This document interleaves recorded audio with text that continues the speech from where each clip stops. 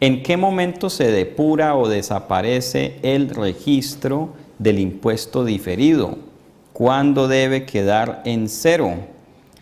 Bueno, entonces esta pregunta surge porque resulta que usted reconoce el impuesto diferido en el estado de situación financiera, por allá en el ESFA, pero después usted dice, bueno, ¿y qué hago con eso después del ESFA? ¿Qué pasa en los periodos siguientes? Y entonces el impuesto diferido, así como nace, algún día tiene que desaparecer. Y ese punto en el cual el impuesto diferido desaparece no es otro sino aquel momento en el cual las diferencias temporarias que generaron el impuesto desaparecen también. Entonces, para comprender este tema del impuesto diferido, pues será necesario hacer los respectivos ejercicios. Yo simplemente voy a hacer un pequeño caso aquí, muy puntual, con lo siguiente. Supongamos que una entidad tiene un inmueble. Por favor, mostremos aquí mi pantalla. Una entidad tiene un inmueble. Voy a ponerle aquí al cierre del año 2014 en normas locales anteriores.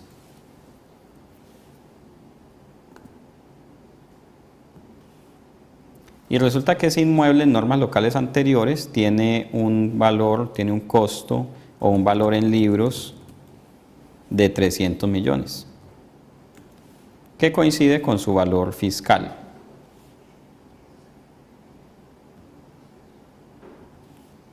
Resulta que a la fecha del ESFA, el inmueble se revaluó y quedó en 1.000 millones.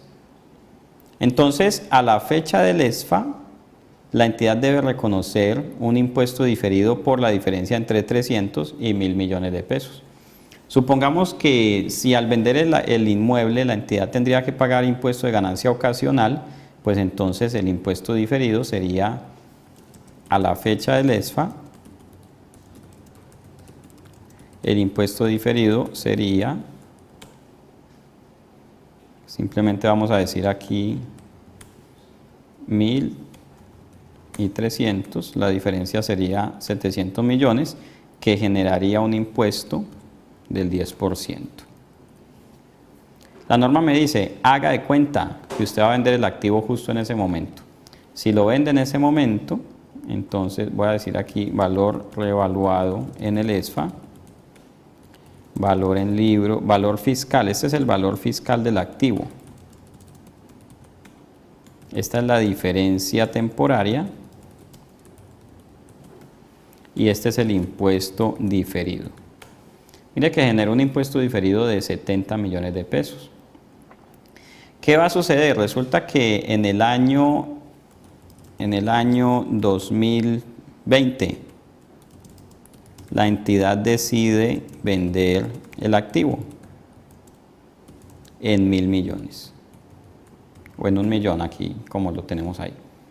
Entonces en el año 2020 cuando haga la declaración de renta va a tener una ganancia ocasional de 700 millones y va a tener un impuesto de 70 millones que es el 10% de esos 700.